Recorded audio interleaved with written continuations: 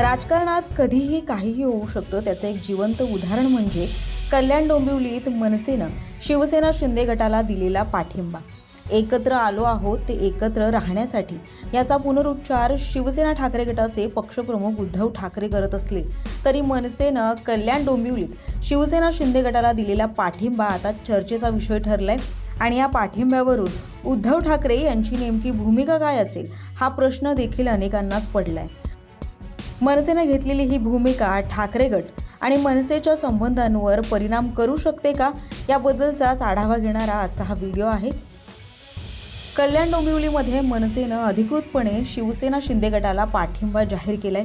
कोकण विभागीय आयुक्तालयात गटनोंदणीच्या वेळी शिवसेना खासदार डॉक्टर श्रीकांत शिंदे यांच्याबरोबर मनसेचे स्थानिक नेते राजू पाटील देखील उपस्थित होते. मनसेनं विकासाच्या मुद्द्यावर आम्हाला पाठिंबा दिल्याचं श्रीकांत शिंदे यांनी सांगितलं. गटनोंदणीच्या वेळी खासदार श्रीकांत शिंदे व मनसे नेते राजू पाटील यांची उपस्थिती ही बोलकी होती. मुंबईत शिंदे यांच्या विरोधात तर कल्याण डोंबिवलीमध्ये बरोबर ही मनसेची दुटप्पी भूमिका उद्धव ठाकरे स्वीकारणं सहज शक्य नाही. मनसेचे प्रमुख राज ठाकरे यांनी भूमिका स्पष्ट केल्यावरच शिवसेना ठाकरे गट प्रतिक्रिया व्यक्त करेल असं सांगण्यात येत आहे. पण महानगरपालिका निवडणुकीच्या निमित्तानं एकत्र आलेल्या ठाकरे बंधूंमध्ये कल्याण डोंबिवलीतील घडामोडींमुळे मिठाचा खडा पडू शकतो असं राजकीय वर्तुळात बोललं जात आहे. दरम्यान स्थानिक पातळीवर मनसेनं शिवसेना शिंदे गटाला हा पाठिंबा का जाहीर केला याबद्दलचं स्पष्टीकरण मनसे नेते राजू पाटील आणि संदीप देशपांडे यांनी दिलंय. त्यांनी नेमकं काय म्हटलंय पाहूयात. प्रश्न गणिताचाच होता की एकीकडे बीजेपी 50,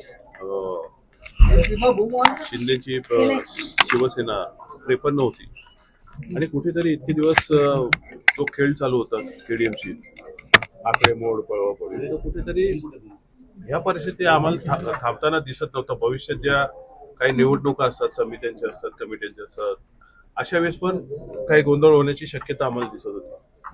तर अशा वेळी आम्ही कुठेतरी एक बाजू अशी स्टेबल राहावी या इथून एक पाठिंबा दिलेला आहे.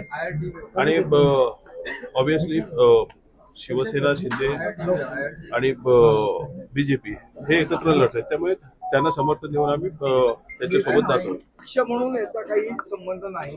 जो निर्णय आहे तो स्थानिक नेतृत्वाला घ्यायचा अधिकार सर्वांना राजकारणाने घेतलेला. जे स्थानिक राजकारण ज्या पद्धतीचं चालू होतं त्या ह्याच्यात जनतेच्या हिताच्या दृष्टीने जो निर्णय योग्य वाटला तो आमच्या स्थानिक नेतृत्वाने घेतला. पक्ष म्हणून नाही, स्थानिक स्तरावर घेतलाय, पण पक्ष म्हणूनच स्थानिक स्तरावर घेतलेला आहे ना निर्णय. तुम्ही युतीमध्ये निवडणुका लढता.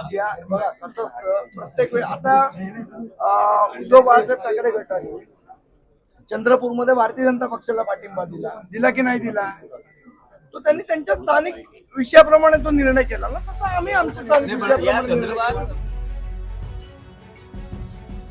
दरम्यान शिवसेना ठाकरे गटाच्या एका नेत्याच्या म्हणण्यानुसार उद्धव ठाकरे हा अन्य कोणाबरोबरही केलेली युती एक वेळ मान्य करू शकतात, पण एकनाथ शिंदे यांच्या पक्षाबरोबर केलेली हात मिळवणी कदापिही मान्य करू शकत नाही. यामुळेच शिवसेना व मनसेमध्ये दुरावा निर्माण होण्याची ही सुरुवात तर नाही ना, अशी शंकाही घेतली जाते. नुकत्याच पार पडलेल्या मुंबई महानगरपालिका निवडणुकीत शिवसेना ठाकरे गटाबरोबर युती करूनही मनसेला काहीच लाभ झालेला नाही. शिवसेना ठाकरे गटाचे 65 नगरसेवक निवडून आले तर मनसेचे अवघे 6 जण मुंबईतनं निवडून आले आहेत. गेल्या वेळच्या तुलनेत मनसेचं संख्याबळ अधिकच घटलंय. याबाबत राज ठाकरे यांनी खंतही व्यक्त केली आहे. कल्याण डोंबिवलीत मनसेनं शिंदे यांना केलेली मदत ही ठाकरे गट व मनसेतील संबंधांना अडसर ठरू शकते का, याकडे आता राजकीय वर्तुळाचं लक्ष लागलंय.